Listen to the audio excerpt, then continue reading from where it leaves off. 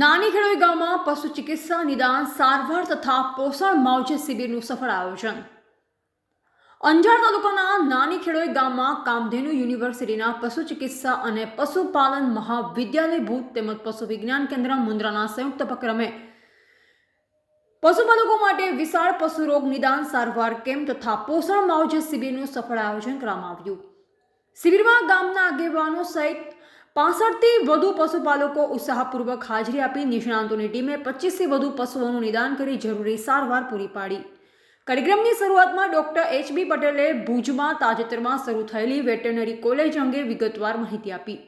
કોલેજમાં ચાલી રહેલી શૈક્ષણિક સંશોધન તથા સેવા પ્રવૃત્તિઓ વિશે પ્રકાશ પડ્યો અને યુવાઓને વેટરનરી ક્ષેત્ર સાથે જોડવા પ્રેરિત કર્યા। શિબિર દરમિયાન પોષણ અને માવજત સંબંધિત સત્રમાં ડોક્ટર એચ.બી. નડિયાપરાએ દુધાળ પશુઓની સંભાળ, સંતુલિત આહાર અને ઉત્પાદન ક્ષમતા વધારવા વિશે માર્ગદર્શન આપ્યું। ગાયનેકોલોજી વિભાગના નિષ્ણાંત ડોક્ટર એચ.પી.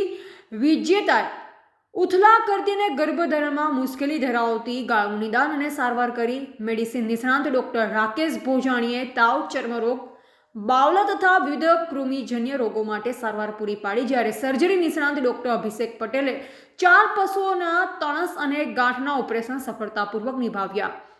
શિબિરને સફળ બનાવવા ડોક્ટર એ.બી. પારેગી, ડોક્ટર કૃષિ પટેલ અને ડોક્ટર ચિરાગ પરમાર પણ મહત્વપૂર્ણ યોગદાન આપ્યું। કેમ્પ દરમિયાન પશુપાલકોને માર્ગદર્શિકા તથા જાગૃતિલક્ષી માહિતી પુસ્તિકાઓનું વિતરણ કરાયું। શ્રી નાની ખેડોઈ ગૌશાળા સમિતિ તથા ગામના અગ્રણીઓ શ્રી રવિન્દ્રસિંહ, શ્રી મનોહરસિંહ અને શ્રી પ્રવીણસિંહ સમગ્ર કાર્યક્રમમાં સક્રિય સહકાર આપ્યો।